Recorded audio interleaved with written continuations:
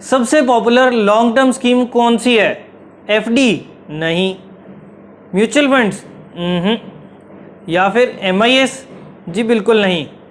सबसे popular scheme है PPF और आजकल काफ़ी सारे लोग इसे रिकमेंड करते हैं, फिर वो चाहे आपका सीए हो या फिर फाइनेंशियल एडवाइज़र। तो आज की वीडियो में हम देखेंगे पीपीएफ के बारे में डिटेल में, क्या है इसकी अच्छी बातें और नॉट सो अच्छी बातें। तो आज हम करते हैं पब्लिक प्रोविडेंट फंड का क्विक लेकिन अनबायस्ड एनालिसिस, और वीडियो के एंड तक आपको अपने आप पता चल जाएगा कि इसमें इन्वेस्टमेंट करें या नहीं। नमस्कार दोस्तों, मेरा नाम है तुषारपति राजा और आप देख रहे हैं मेरा चैनल फिनटेक गुरुकुल। हालांकि मैं पीपीएफ के बारे में एक ओवरव्यू इस वीडियो में दे चुका हूं और इन दोनों वीडियोस में मैंने आपको टॉप 10 इन्वेस्टमेंट ऑप्शंस भी बताए थे। तो अगर आप जानना चाहते हैं कि कौन कौन से इन्वेस्टमेंट ऑप्शंस होते हैं हमारे पास, तो इन दोनों वीडियोस को बिल्कुल भी मिस ना करें। दोनों वीडियोस के लिंक आपको नीचे डिस्क्रिप्शन और ऊपर आई बटन में भी मिल जाएंगे। और अगर अभी तक आपने अपना डीमैट अकाउंट ही नहीं खुलवाया तो देर किस बात की, नीचे डिस्क्रिप्शन में आपको एंजल ब्रोकिंग का लिंक मिल जाएगा, उस पर क्लिक करें और 5 मिनट के अंदर अपना डीमैट अकाउंट ओपन करें। और इसी के साथ मुझे फॉलो करना ना भूलें इंस्टाग्राम, टेलीग्राम और फेसबुक पर। इन सब के लिंक्स भी आपको नीचे डिस्क्रिप्शन में मिल जाएंगे। आज की वीडियो में हम सारा कुछ पीपीएफ के बारे में डिस्कस करेंगे। रिटर्न्स कितने हैं, रिस्क कितना है, कौन कौन इसमें इन्वेस्ट कर सकता है, कितने टाइम का लॉक इन पीरियड है, टैक्स बेनिफिट्स क्या क्या हैं और भी बहुत कुछ। तो वीडियो को पूरा जरूर देखें और बिल्कुल भी स्किप ना करें।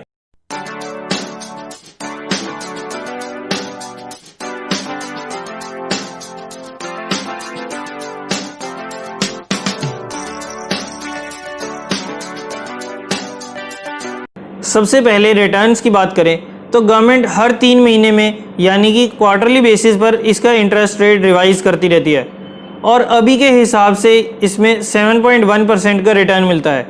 थोड़ा टाइम पहले ये 7.9% था। आप मान सकते हैं कि यूजुअली ये जो बड़े बैंक्स के एफडी रेट्स होते हैं, जैसे एसबीआई हो गया, HDFC bank, axis bank, ICICI जैसे बड़े बैंक्स के एफडी रेट से 1 से 1.25% ज़्यादा मिलता है। एसबीआई का करंट एफडी रेट 5.8 to 6% है और पीपीएफ में 7.1%। तो अब आप सोच रहे होंगे कि 1% का ही तो फ़र्क है, और वैसे भी इंडसइंड जैसे बैंक्स तो 7% इंटरेस्ट वैसे भी एफडी पर दे रहे हैं, तो फिर पीपीएफ का क्या फ़ायदा। इसका जवाब आपको वीडियो में आगे मिल जाएगा कि हालांकि इंटरेस्ट रेट बराबर है बट फिर भी लॉन्ग टर्म के लिए ये क्यों एफडी से बेटर है। अब आते हैं इसकी मैच्योरिटी और लॉक इन पीरियड पर, कि इसमें जो पैसा डालेंगे वो हमें कब मिलेगा। तो इस स्कीम में आपका पैसा 15 साल के लिए लॉक हो जाएगा। एफडी अगर 1 साल की है तो हम 1 साल बाद पैसा ले सकते हैं, 2 साल की है तो 2 साल बाद। लेकिन इस स्कीम में आपने एक बार पैसा डाल दिया तो 15 साल से पहले नहीं निकाल पाएंगे। कुछ एक्सेप्शंस भी होती हैं जिसको अभी हम डिस्कस करेंगे। तो सबसे पहली एक्सेप्शन है कि ये 15 साल की स्कीम है लेकिन आप 5 साल बाद अपना 50% पैसा निकाल सकते हैं। सेकेंड एक्सेप्शन कि अगर कोई इमरजेंसी है, जैसे कि कोई लाइफ थ्रेटनिंग सिचुएशन आ जाए, तब आप अपना अकाउंट प्री मैच्योर क्लोज करवा सकते हैं और आप ऐसा 5 साल के बाद ही कर सकते हैं। चाहे बच्चों की पढ़ाई करवानी हो या कोई सीरियस डिजीज़ हो गई हो तो आप अपना अकाउंट प्री मैच्योर क्लोज करवा सकते हैं।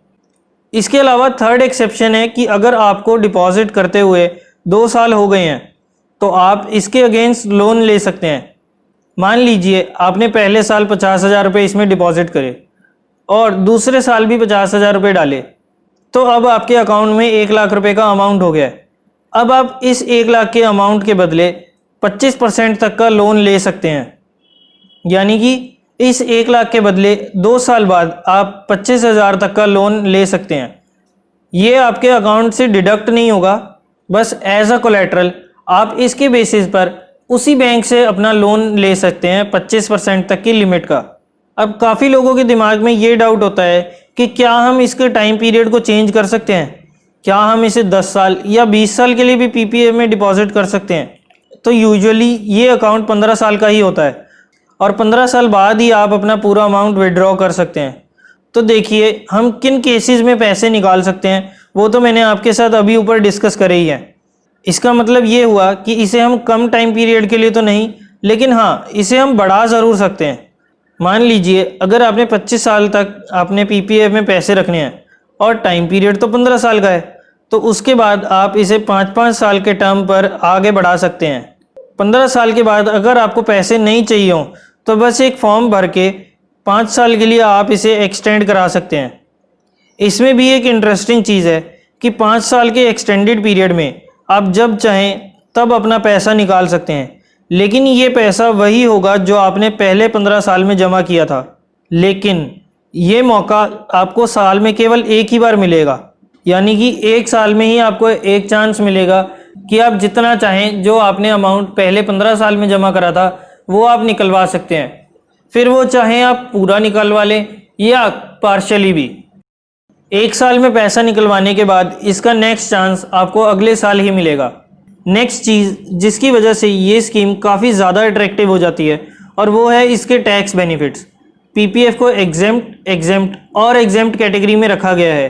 अगर आप टैक्स स्लैब्स में आते हैं, यानी कि 5 लाख वाला टैक्स स्लैब, 10 लाख वाला या उससे ऊपर वाला, और अगर आप ELSS या टैक्स सेविंग म्यूचुअल फंड नहीं करना चाहते, आप NPS में भी इन्वेस्ट नहीं करना चाहते, तो आप इस अकाउंट का फ़ायदा उठा सकते हैं।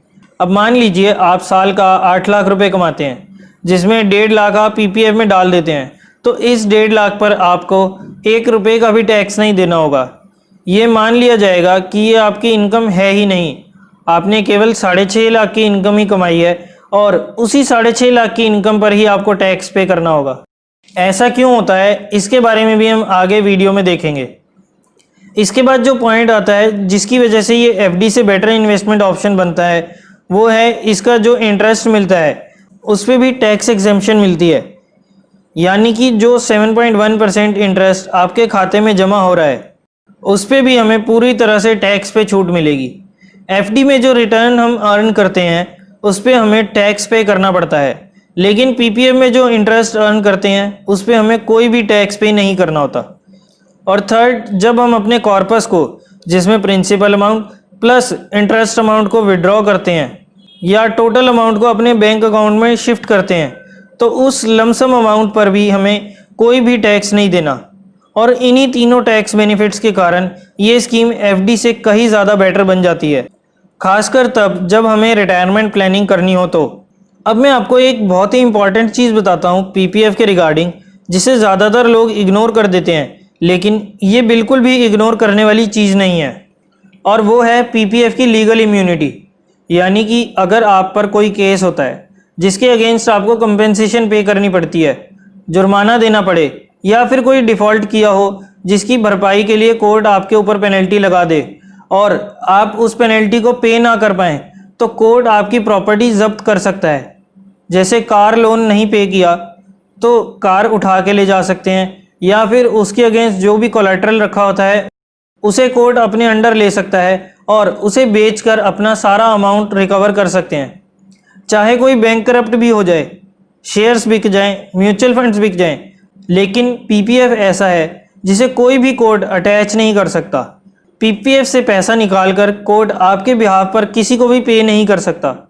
ऐसा इसलिए क्योंकि ये माना जाता है कि आपने जो पैसा PF में डाला वो अब आपके डिपेंडेंट्स, आपके बच्चों के लिए है, और इसीलिए कोर्ट इसे अटैच नहीं कर सकता, क्योंकि इन लीगल टर्म्स अब वो पैसा हमारे लिए नहीं है बल्कि हमारे बच्चों या हमारे डिपेंडेंट्स के लिए है।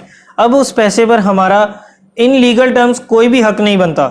हालांकि अगर पर्सन अलाइव है तो वो 15 साल बाद अपना PPF अकाउंट बंद करके पूरे पैसे का पूरा फ़ायदा उठा सकता है।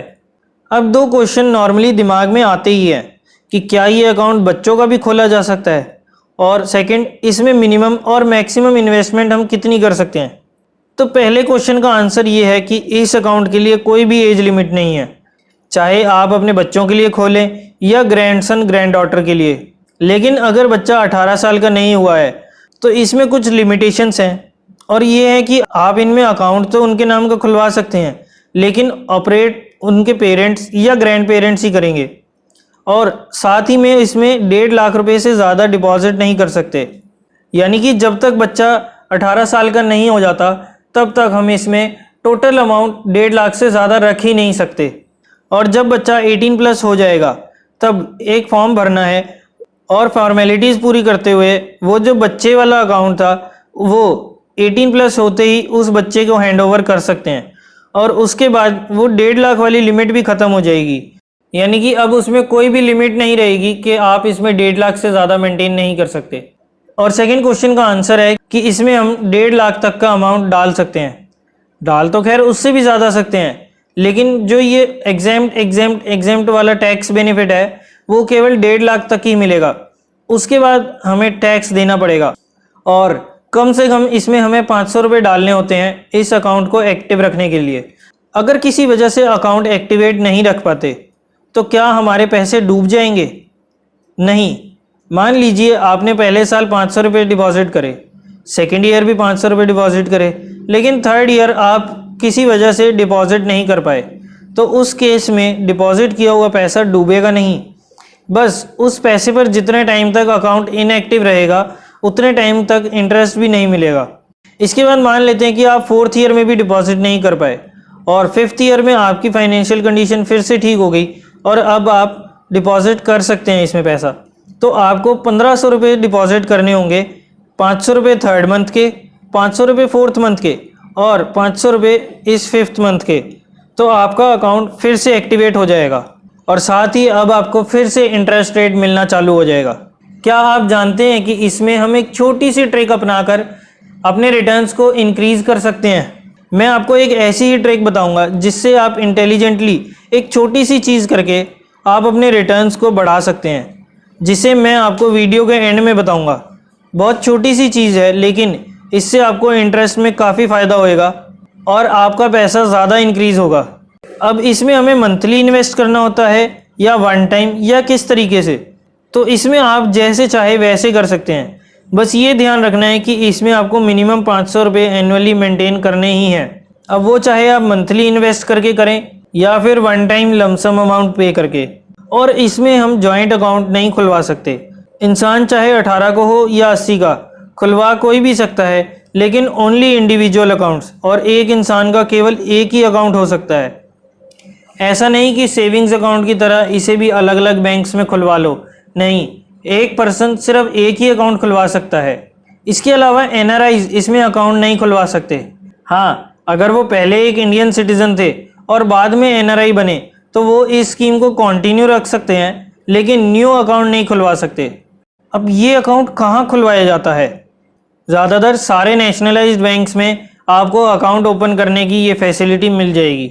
इसके अलावा आप पोस्ट ऑफिस में भी अपना पीपीएफ अकाउंट खुलवा सकते हैं और आप ये अकाउंट ऑनलाइन और ऑफलाइन दोनों तरीक़ों से खुलवा सकते हैं।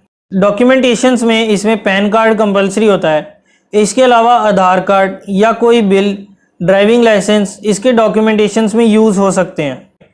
और अब आते हैं उस ट्रिक पर जिसको यूज़ करके आप थोड़ा सा एक्स्ट्रा रिटर्न कमा सकते हैं। लेकिन उससे पहले, अगर अभी तक आपको वीडियो पसंद आ रही है और वीडियो से कुछ नॉलेज, कुछ अच्छी चीज़ सीखने को मिल रही है, तो वीडियो को लाइक एंड शेयर ज़रूर करें। साथ ही अगर अभी तक चैनल को सब्सक्राइब नहीं किया है तो दबा दीजिए सब्सक्राइब का बटन और साथ ही में बना बेल आइकन भी, ताकि हर नई वीडियो, हर इंपॉर्टेंट नॉलेजेबल वीडियो आप तक सबसे पहले पहुंच जाए और किसी भी वीडियो को आप बिल्कुल भी मिस ना करें। कोई भी डाउट या कोई कंफ्यूजन रह गई हो तो बिना झिझक के नीचे कमेंट्स में अपनी एक प्रॉब्लम ज़रूर पूछें। मैं पूरी कोशिश करूंगा आपके सारे डाउट्स क्लियर करने की। अगर आप पीपीएफ में मंथली पैसा जमा करते हैं और वो भी अराउंड 6 या 7 तारीख को, मान लीजिए आपने पैसा 10 अप्रैल को जमा करा, तो वो पैसा आपका 10 अप्रैल से लेकर 30 अप्रैल तक आइडियल पड़ा रहेगा। यानी कि उस पैसे पर आपको कोई भी रिटर्न नहीं मिलेगा, कोई भी इंटरेस्ट नहीं मिलेगा। और अगर आप यही पैसा 5 तारीख या उससे पहले, यानी कि 1 से 5 के स्पैन के बीच में अगर डाल दें तो पूरे महीने का वो भी रिटर्न आपको मिल जाएगा। देखने में ये छोटा सा लगता है, लेकिन 15 साल के टाइम स्पैन में ये एक काफ़ी बड़ा अमाउंट बनकर आ सकता है, जो आपके इंटरेस्ट को, जो आपके टोटल अमाउंट को काफ़ी ज़्यादा इंक्रीज़ कर सकता है। और ये सम कुछ लाखों में भी हो सकता है। तो इस डेट्स का आप बिल्कुल ध्यान रखें अगर आप पीपीएफ अकाउंट में इन्वेस्ट करने वाले हैं, अगर आप अपना पीपीएफ अकाउंट ओपन करने वाले हैं। और अब आते हैं उस काफ़ी ज़्यादा इंपॉर्टेंट क्वेश्चन पे कि क्या हमें पीपीएफ में इन्वेस्टमेंट करनी चाहिए या नहीं करनी चाहिए। क्या ये नेशनल पेंशन स्कीम से बेटर है या नहीं, किन लोगों को ये अकाउंट खुलवाना चाहिए। तो देखिए, अगर आप एक हाई टैक्स ब्रैकेट में आते हैं, मान लीजिए आपकी सैलरी 10 लाख या उससे ज़्यादा है, तो आपको 30% अपना इनकम का टैक्स पेमेंट करनी पड़ती है। तो ऐसे में आप इस स्कीम का फ़ायदा उठाकर कम से कम 1.5 लाख का तो फ़ायदा उठा ही सकते हैं। और अगर आप डिसिप्लिन नहीं है, यानी कि आपकी सेविंग ही नहीं हो पा रही, या अगर आप एफडी में पैसा जमा करते हैं तो 1 साल बाद ही अपनी एफडी का पैसा ले लेते हैं, तो इस स्कीम को आप ज़रूर अप्लाई करें, क्योंकि इससे आपको डिसिप्लिन आएगा। और क्योंकि इसमें लॉक इन पीरियड 15 साल का है और 5 साल तक तो आप बिल्कुल भी पैसा नहीं निकाल सकते, तो तब तक आपका थोड़ा डिसिप्लिन बन जाएगा, ताकि आगे आपके पास अच्छा खासा अमाउंट हो जब आप रिटायर हों या फिर जब आपको पैसे की ज़्यादा ज़रूरत हो। इसके अलावा इसमें वो लोग भी इन्वेस्ट कर सकते हैं जो इक्विटी मार्केट या फिर एनपीएस वाला रिस्क नहीं ले सकते और अपने पैसे को काफ़ी ज़्यादा सेफ रखना चाहते हैं, तो ये आपके लिए एक बहुत ही ज़्यादा बढ़िया इन्वेस्टमेंट ऑप्शन है। तो इसके लिए मैं आपको कहता हूँ कि आप ज़रूर इसे प्रेफर करें और इसमें ज़रूर अपना अकाउंट ओपन करके इन्वेस्टमेंट चालू करें। तो चलिए, आज की वीडियो में इतना ही। मैं लाता रहूँगा आपके लिए ढेर सारी वीडियोस। तब तक के लिए मैं तुषार बुद्धिराजा आपसे लेता हूँ इजाज़त। Bye bye, take care. और अपनी सीखने की आदत को यहीं ना रुकने दें, क्योंकि सीखने की आदत ज़िंदगी बदल देती है।